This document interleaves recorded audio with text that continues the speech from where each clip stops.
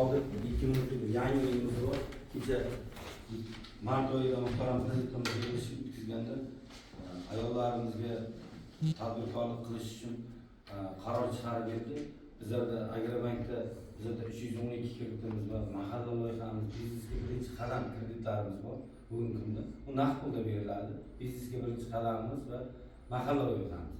Bu kreditlarimiz 25% dan beradi. 5 yil davrida 2 yil imtiyozlar. Ayollarga shu 25% kreditimiz 23 ga tushdi.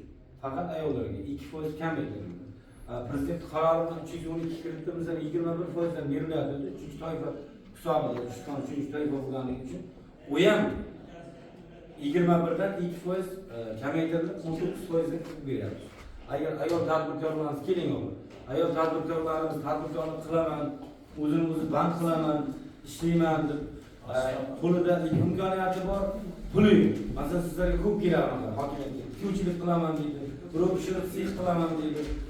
Rayonda shu 12 ta mahallamiz sizlarga ko'p murojaat keladi.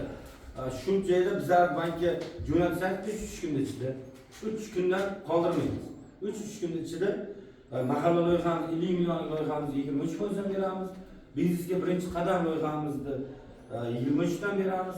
Agar 100 milliongacha bizga kreditimiz bor, 300 milliongacha, o'zi asli 312 kreditimiz, shuni 100 milliongacha bo'lgan qismini agar garov qo'ymay sug'urta polisi bilan berayotganmiz, uni ham 19% dan qilib beramiz. Birov nosib qilaman deydi ayollarimiz, birov pardachilik bilan shug'ullanaman deydi. Masalan, tadbirkor qilishga istak bor, mijozlarimiz juda xalqimizda tadbirkor qilaman deydi. Lekin ular ko'pi joyiga e'tibor bermaydi. Mana bunaqa kreditlarimiz ochilgani, bunaqa foiz ochilgani ayollarga imtiyozlar ko'p bilmaydi. Agar hamshiylarga